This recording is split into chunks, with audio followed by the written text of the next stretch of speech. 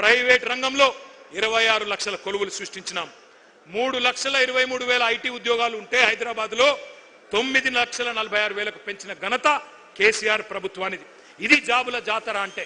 అట్లాగే ఇండియాలో ప్రతి 3 సాఫ్ట్వేర్ జాబ్స్ కొత్తగా వస్తుంటే ఒకటి హైదరాబాద్ లోనే మరి సృష్టించినామంటే ఏ రకంగా ఐటీ రంగం మెరుపు వేగంతో దూసుకుపోయిందో ఒక్కసారి ఆలోచన చేయండి.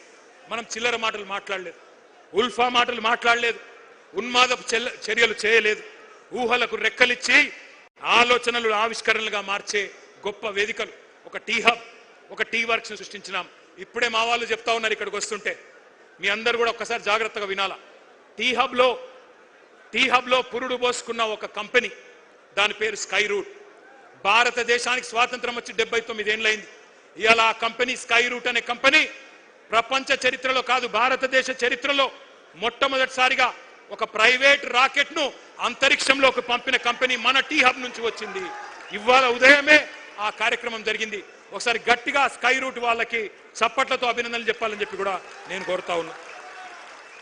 మనం గుడ్లు బీకి గోటీలు ఆడతామని చెప్పలేదు, చిచోర మాటలు చెప్పలేదు.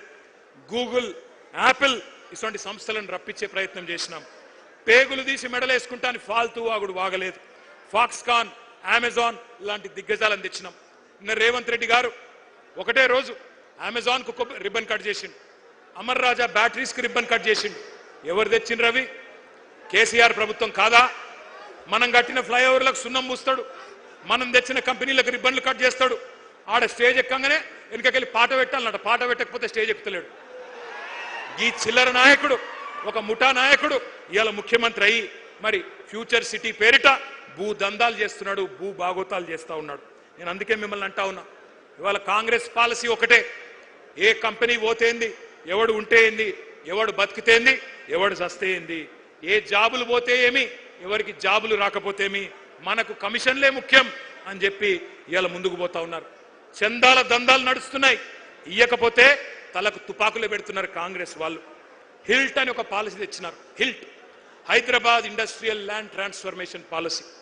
ఉన్న పరిశ్రమలు మూసేయండి, పర్సెంటేజ్లు మాకు ఇవ్వండి, మూటలు ఇవ్వండి, మీరు మాల్స్ కట్టుకోండి, టవర్స్ కట్టుకోండి అని హైదరాబాద్ లో 10,000 ఎకరాలకు ఇవాళ మంగళం పాడే ప్రయత్నం, వాటిని మొత్తం అన్నదమ్ములకు, అస్మదీయులకు కట్టబెట్టే ప్రయత్నం చేస్తా ఉన్నాడు. ఒక్క మాట మాత్రం నేను అడుగుతా ఉన్నా, ఆలోచించమని కోరుతా ఉన్నా. కంపెనీలు పోతుంటే, ఇక్కడి నుంచి తరలిపోతుంటే మరి వాటిని ఆపలేని అసమర్థులను మాత్రమే కాదు, వాటిని ఎత్తుకపోతున్న వాళ్ళని కూడా మనం ప్రశ్నించాల్సిన అవసరం ఉంది. తెలంగాణ ప్రయోజనాల గురించి గట్టిగా మాట్లాడితే ప్రాంతీయవాదం అని మాట్లాడుతున్నారు. మరి నేను అడుగుతున్న భారతీయ జనతా పార్టీని, ఇక్కడున్న కంపెనీలను గుజరాత్కు తరలిస్తుంటే, ఎత్తుకపోతుంటే, గద్దల్లాగా తన్నుకపోతుంటే అది జాతీయవాదం అవుతుందా? బీజేపీకి సిగ్గుందా? ఇక్కడి కంపెనీలు ఆ రోజు కేసీఆర్ గారి కష్టంతో వచ్చిన ఒక కేన్స్ పరిశ్రమ, ఒక మైక్రాన్ పరిశ్రమ, వీటిని గుజరాత్కు గద్దల్లాగా మోడీ గారు తన్నుకపోతే అది ప్రాంతీయవాదం అవుతుందా, జాతీయవాదం అవుతుందా? ఆలోచించండి. ఎంత అవకాశవాది భారతీయ జనతా పార్టీయో ఒక్కసారి ఆలోచించండి. మాకు తెలుసు మీ కష్టం. డిగ్రీలు చేతబట్టుకొని పట్టభద్రులు పట్టణంలో కొలువు తీరి మీరు కొలువుల కోసం ఎంత కష్టపడుతున్నారో మాకు తెలుసు. ఇరికిరికి రూములలో 5-6, 10 మంది ఒక దగ్గర ఉంటూ సర్దుకపోతూ కిరాయిలు కట్టడానికి మీరు పడే కష్టాలు కూడా మాకు తెలుసు. సెంట్రల్ లైబ్రరీలో పుస్తకాలతో కుస్తీలు పడుతూ, చాయ్ సమోసాలతోనే కడుపు నింపుకుంటూ మరి అవస్థలు పడే మీ గురించి మాకు అవగాహన ఉంది. తల్లిదండ్రులకు భారం కాకూడదు అని మీ బాధ. పైసలు పంపించమని అడిగితే నామోషి. పాకెట్ మనీ కోసం మీరు పడే బాధలు మాకు తెలుసు, చేసే చిరు జాబులు కూడా మాకు తెలుసు. మరి ఇట్లాంటి వాళ్ళ జీవితాలతో క్రూర పరిహాసం ఆడుతున్నది కాంగ్రెస్ పార్టీ. కేవలం కాంగ్రెస్ మాత్రమే కాదు, బీజేపీ కూడా. బడే బాయ్ 2 కోట్ల ఉద్యోగాలు ఇస్తా అన్నాడు సంవత్సరానికి. చోటే బాయ్ సంవత్సరంలో 2 లక్షల ఉద్యోగాలు ఇస్తా అన్నాడు. అక్కడ 2 కోట్లున్నాయి, ఇక్కడ 2 లక్షలు కూడా నై. బడే మియాతో బడే మియా, చోటే మియా సుబాన్ అల్లా అన్నారు. ఎంత గట్లున్నది ఇద్దరి కథ. అందుకే నేను అనేది, మోడీ గారేమో ఏవయ్యా ఉద్యోగాలంటే పకోడీలు వేసుకోండి, చెగోడీలు వేసుకోండి అని ఆయన మాట్లాడుతూ ఉన్నాడు. నేను మీ అందరినీ చివరగా ముగించే ముందు కోరేది ఒక్కటే. నేను మీలాగనే కష్టపడి చదువుకున్నా. హైదరాబాద్లో నిజాం కాలేజీలో డిగ్రీ చేసిన. ఆ తర్వాత నేను పూనా యూనివర్సిటీలో ఒక పోటీ పరీక్ష రాసి, జేఎన్యూ వాళ్ళు పోటీ పరీక్ష పెడితే భారతదేశంలో ఆ రోజు 16 యూనివర్సిటీల్లో మాత్రమే బయోటెక్నాలజీ కోర్సు మాస్టర్స్లో ఉండేది. ఆ రోజు రాసి లక్షల మంది విద్యార్థులు రాస్తే వేల మంది ఎంపికైతే అందులో నేను ఒక్కరిని. పోటీ పరీక్షలు రాసిన అనుభవం నాకుంది. ఎంఎస్సి చదువుకున్నా. ఆ తర్వాత జీమాట్ అనే పరీక్ష రాసి అమెరికా పోయినా.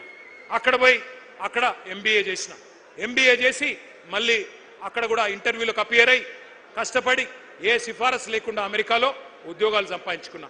నాకు తెలుసు పరీక్షలు రాయడం ఎంత కష్టమో తెలుసు, పోటీ పరీక్షలకు ప్రిపేర్ అవ్వడం ఎంత కష్టమో తెలుసు, ఇంటర్వ్యూలకు అపియర్ కావాలంటే ఎంత కష్టమో తెలుసు, ఉద్యోగం కొట్టడం ఎంత కష్టమో తెలుసు. నేను అడుగుతున్నా మిమ్మల్ని ఆలోచించమని. ఈ రేవంత్ రెడ్డికో బండి సంజయ్కో కనీసం పరీక్షలు రాసే తెలివి ఉన్నదా? నకలు కొట్టే బ్యాచ్ ఇది. ఏం చదివినరో ఎవరికి తెలియదు. ఒక్క పోటీ పరీక్ష రాసిన మొఖాలు ఇవి. ఒక జాబ్ కొట్టినరా ఎప్పుడన్నా జీవితంలో?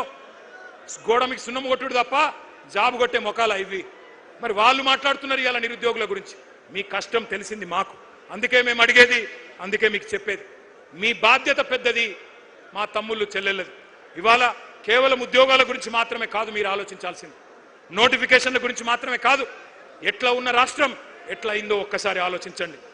నేను మిమ్మల్ని అందరినీ చెప్పేది ఒకటే, ఇవాళ మీ తండ్రి ఒక రైతన్న, మీ తండ్రి ఒక నేతన్న కావచ్చు, ఒక గీత కార్మికుడు కావచ్చు, ఒక ఆటో డ్రైవర్ కావచ్చు, మీ చెల్లె ఒక ఆశా వర్కర్ కావచ్చు, మీ అక్క ఒక అంగన్వాడీ టీచర్ కావచ్చు. ఇవాళ రాష్ట్రం మొత్తంలో ఎట్లాంటి పరిస్థితి ఉన్నదో ఒక్కసారి ఆలోచించండి. బుల్డోజర్ల విధ్వంసం, బూతుల వరద, అవినీతి బురద. మరి ఇవాళ సర్కార్ అనేది లేదు ఈ రాష్ట్రంలో, సర్కస్ మాత్రమే ఉన్నది. ఎంత చండాలమైన వ్యవహారం చేస్తా ఉన్నారో ఆలోచించండి. ఈ అవినీతి పరుడు, ఈ అవివేకి మన రాష్ట్రాన్ని బికారుల రాష్ట్రం అంటాడు, దివాలా తీసిన రాష్ట్రం అంటాడు.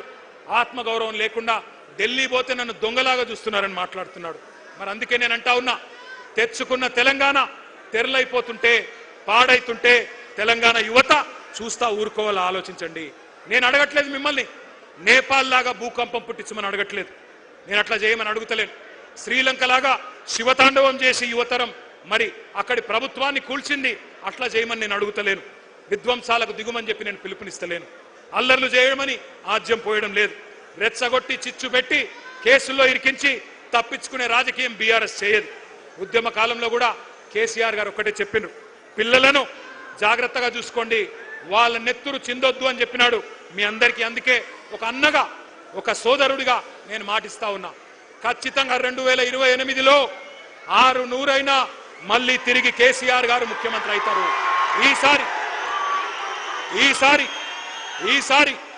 ఈసారి మీ బాధ్యత మీ అన్నగా నేను తీసుకుంటా. గతంలో కొన్ని పొరపాట్లు జరిగినాయి, ఆగండి, గతంలో కొన్ని పొరపాట్లు జరిగినాయి, కానీ ఈసారి అట్లా కాకుండా పూర్తి స్థాయిలో బాధ్యత నేను తీసుకుంటాను. ఒక అన్నగా మీకు అండగా నిలబడతాను. రాబోయే 2 ఏళ్లు పోరాటం చేద్దాం. ఆ తర్వాత అధికారంలోకి వచ్చినాక జాబ్ క్యాలెండర్తో సహా మీరు కోరుకున్న విధంగా నోటిఫికేషన్లు, మీరు కోరుకున్న పారదర్శకంగా మీ భవిష్యత్తుకు ఒక సోదరుడుగా నేను అండగా ఉంటానని చెప్పి బాధ్యతగా విజ్ఞప్తి చేస్తూ పేరు పేరున మీకు నమస్కారాలు తెలియజేస్తూ జై తెలంగాణ. అందరికీ భోజనాలు ఉన్నాయి, దయచేసి భోజనం చేసినాకనే బయలుదేరాలా. Thank you. జై తెలంగాణ. జై తెలంగాణ. బరాబర్ మాట్లాడాలి.